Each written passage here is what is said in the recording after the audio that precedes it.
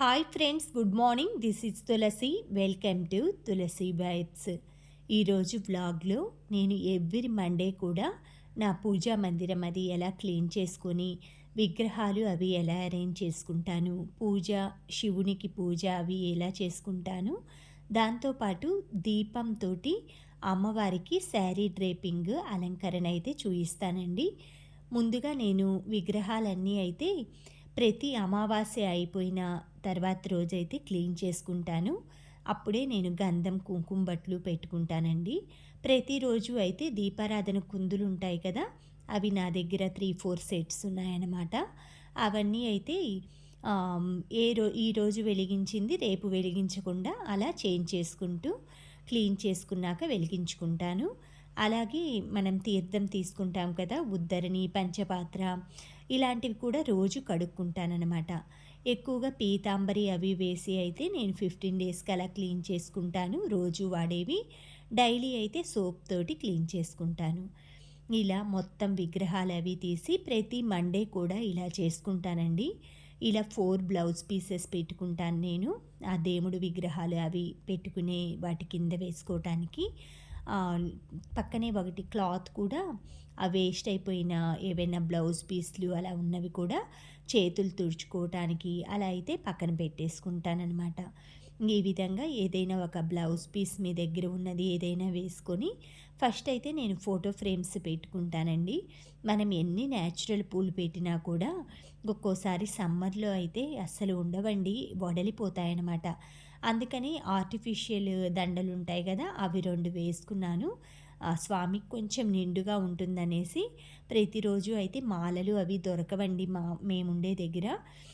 ఎక్కువగా దేవుడికి మనం ఉన్న దానితోటి మన దగ్గర ఉన్న మన పెరట్లో పూచే పువ్వులతోటి మనం సరిపెట్టుకోవాలి.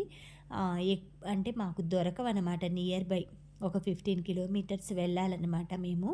అందుకనే దొరికే వాళ్ళు మాత్రం ఫ్రెష్గా ఏ రోజుకి ఆ రోజు పువ్వులు తీసుకొచ్చుకొని పూజ అది ఒక్కొక్క విగ్రహానికి ఒక్కొక్క పువ్వు అలా పెట్టుకొని చేసుకోవచ్చు. తర్వాత క్లీన్ చేసుకున్న తర్వాత విగ్రహాలన్నీ అయితే ఇలా అరేంజ్ చేసుకుంటానండి. నా దగ్గర ఉన్న గాడ్ ఐడల్స్ ఏమేంటి అన్నది కూడా నా దగ్గర వీడియో ఒకటి చేశాను. ఆ తర్వాత ఈ మధ్య కొన్ని యాడ్ అయినాయి అనమాట రీసెంట్గా. మళ్ళీ ఈసారి నేను పూజా ఐటమ్స్ అవి క్లీన్ చేసినప్పుడు ఆ వీడియో కూడా షేర్ చేస్తాను. తర్వాత పీట అది ముందు వేసుకొని అమ్మవారి పాదాలు ఉంటాయి కదా, అవి 2 వైపులా పెట్టుకుంటానన్నమాట. తర్వాత 2 వైపులా కొంచెం పచ్చదనం యాడ్ అవ్వటానికి మొక్కలు పెట్టుకుంటానండి.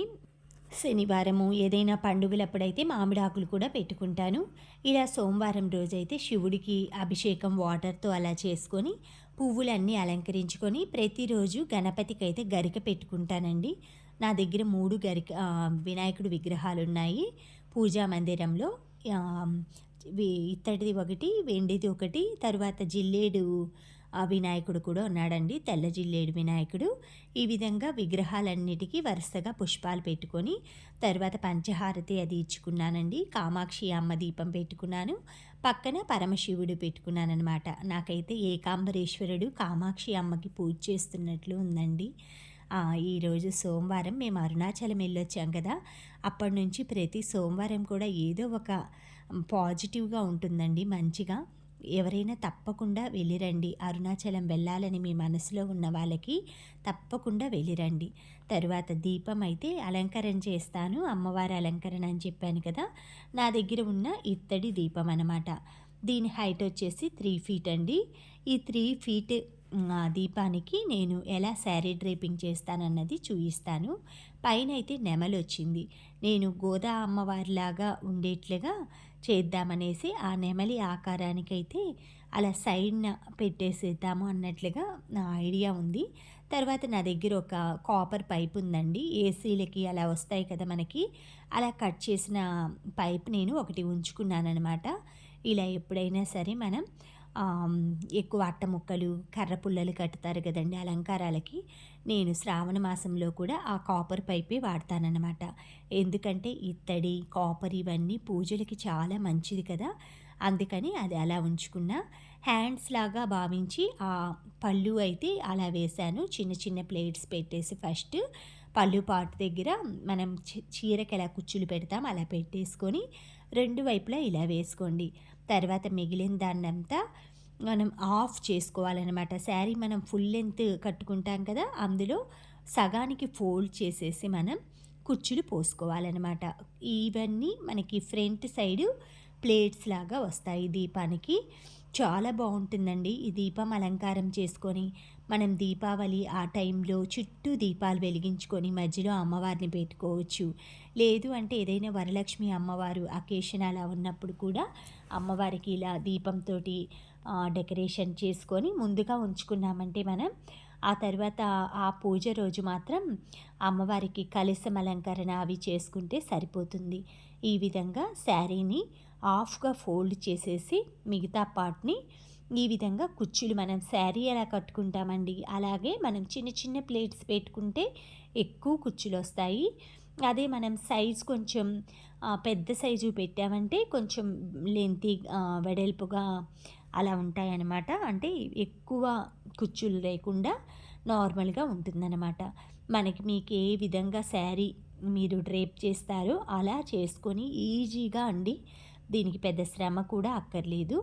ఇలా పెట్టేసుకొని మనం ఆల్రెడీ పైన కట్టేసాం కదా తాడు, అందులోది నేను కొంచెం ఉంచుకున్నాననమాట. అంటే కొంచెం లెంతీగా దాన్ని ఇక్కడ ఫిక్స్ చేసేస్తాను. వేరేది వేద్దామని ట్రై చేస్తున్నాను ఇలా దండ. కానీ అది సెట్ అవ్వలేదనమాట. ఎందుకంటే ఆ దీపం సన్నగా ఉంటుంది కదండీ! ఏదైనా మనం బిందె అలా చేస్తే ఉండేదేమో. అందుకనేసి ఇంకా ఉన్న తాడుతోటి నేను అడ్జస్ట్ చేసేసి, తర్వాత ఆ దీపం పైనుంది కదా నెమలికి, నా దగ్గర ఉన్న ఆర్టిఫిషియల్ ఇలా అమ్మవారిది ఉందండి నా దగ్గర. డెకరేషన్ అంతా అది నేనే చేసుకున్నాను స్టోన్స్ తోటి. అలా పెట్టేసేసుకొని మెడలో అయితే ఒకటి హారం వేసుకున్నాను. పెద్ద కొంచెం ఈ వెడల్పుగా ఉండే హారము. అక్కడైతే కొంచెం కుచ్చులు అలా ఫోల్డింగ్ ఉన్నాయి కదా! అక్కడ కూడా ఫ్లవర్స్ తోటి వడ్రానంలాగా పెట్టేస్తాననమాట. ఎందుకంటే నార్మల్ వడ్రానము అంత హైట్‌లో అంత బావుండదు. అది కొంచెం మనకి నెక్‌కి కిందొచ్చినట్లుంటుంది కాబట్టి ఫ్లవర్స్ తోటి పెట్టామంటే మనకి పూలమాల అలంకరించినట్లుగా కూడా ఉంటుంది అమ్మవారికి అనేసి అలా చేస్తున్నాను. కొంచెం హారాన్నయితే కిందకి అన్నానండి. ఎందుకంటే మరీ గొంతుకు ఉన్నా కూడా చూస్తానికి అంత బావుండదనమాట. కరెక్ట్‌గా సైజ్ చూసుకొని అడ్జస్ట్ చేసుకుంటున్నాను. ఆ కుచ్చులైతే నేను ఫోల్డ్ చేద్దామని చూస్తున్నాను కానీ, మళ్ళీ ఎక్కడ లోపలికి వెళ్ళిపోతదో అన్నట్లుగా పువ్వులతోటి కవర్ చేద్దాంలే పూలమాలతోటి అని బుట్టలు యాడ్ చేస్తున్నానండి. నా దగ్గర ఉన్న అవి దశావతారం హారం అనమాట. దాని మీద బుట్టలనమాట. అవి ఇలా అరేంజ్ చేస్తున్నాను. చక్కగా చిన్న పాపాయికి కూర్చోబెట్టి చక్కగా అలంకరణ చేస్తూ ఉంటే కదలకుండా అమ్మవారు అలానే నించొనుంటే ఎంత బావుందో కదండీ! చిన్న చంటి పాపకి 3 సంవత్సరాలు అలా ఉన్న పాపకి అలంకరణ ఫ్యాన్సీ డ్రెస్ కాంపిటీషన్స్ అలా చేస్తుంటారు కదా! నాకైతే ఆ ఫీలింగ్ వచ్చిందనమాట. ఎందుకంటే ఇప్పుడు పెద్ద అకేషన్స్ ఏమీ కాదు. కానీ నేను అలంకరణ చేసుకుందాము అని అనిపించిందనమాట. దీపం తెచ్చినప్పటి నుంచి అనుకుంటున్నాను. ఒకరోజైతే అమ్మవారి అలంకరణ చేద్దామనేసి. తర్వాత ఇలా బంతి పువ్వులతోటి ఆ హ్యాండ్స్ మీద మాల్లాగా వేశాను.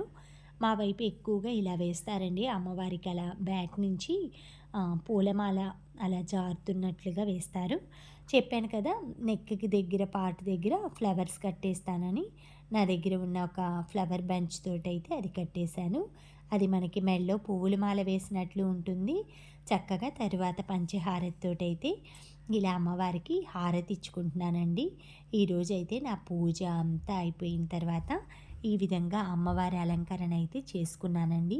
ఎప్పుడైనా లీజర్ టైం తొందరగా వంటలయిపోయినా, నా పనులు అవి ఎక్కువ లేకపోయినా కూడా ఇలాగే చేసుకుంటాననమాట. ఇంతేనండి. ఎవరైనా ఇంట్రెస్ట్ ఉంటే ట్రై చేయండి. ఆ చేసిన దీపాన్ని నా దగ్గర ఉన్న అన్ని ఫోటోల దగ్గర పెట్టేసి ఎలా ఉంది అనేసి చూసుకుంటున్నాను. Thank you friends. Thank you for watching. Thank you for valuable time. Have a safe day. Please like, share, subscribe my channel Tulasi vibes.